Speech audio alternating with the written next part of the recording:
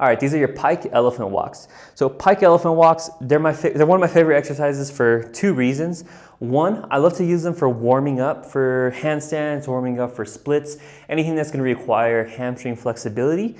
And two, they're a phenomenal way to start developing that ability to palm the floor in a hamstring stretch. So we do need some equipment. Some of us, when we're starting this exercise out, we may not be able to palm the floor. So if you can't palm the floor, you want to have some kind of equipment where when you fold over, you can push into comfortably.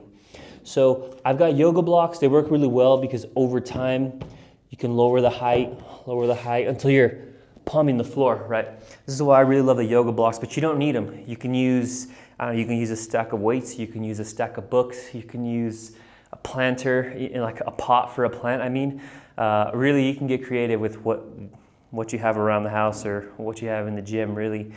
All right, so let's talk about the elephant walk. So what we're gonna do is we're gonna start with our knees bent, nice and folded over in a comfortable position with our legs together. So from here, let's say our level of flexibility when we straighten the legs is this height here, the tallest height on the yoga blocks. That's totally okay. So what we're gonna do is while we're leaning over and we're pushing into the blocks and we've got the knees bent, we're gonna straighten one knee and lock it.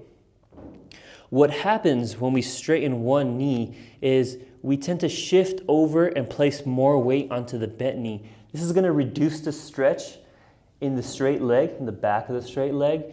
That's not what we wanna do. So we wanna increase the stretch on the straight leg. So what you're gonna do is shift the weight over onto the straight leg. It should intensify the stretch on the straight leg. You should feel it somewhere in the hamstring area, maybe behind the knees, maybe you feel it behind the calf. Wherever you feel it, that's totally okay. So once you're in that position, we're gonna push into the blocks. Push, push, push into the blocks. We're gonna breathe. We're gonna try to feel that sensation behind the straight leg. Then we're gonna bend both legs again, and we're gonna straighten the opposite leg. Again, what happens is we tend to place more weight onto the bent leg, so we wanna shift the weight over onto the straight leg and feel that line of tension. Feel that tension that we feel behind the hamstrings, the calves, behind the knee, wherever it is that you feel it. Pushing into the yoga blocks. Bend the knee. Straighten the other leg, shifting the weight over onto that leg. And we're essentially just doing this for, you can do this for repetitions. You can do this for a single hold. Really, you can hold for 10 seconds, 20 seconds, 30 seconds.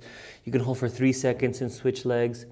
The main thing is that you're spending time feeling that stretch in the straight leg and pushing down into the blocks.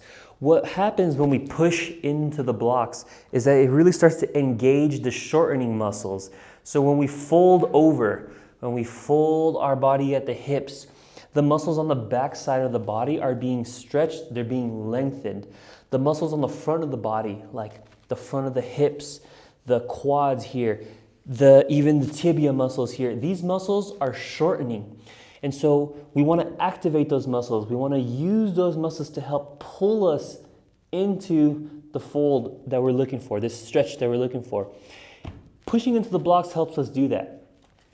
So over time, what you'll find is this height starts to get comfortable and you no longer feel that line of tension in the straight leg. So what you want to do there is lower the blocks.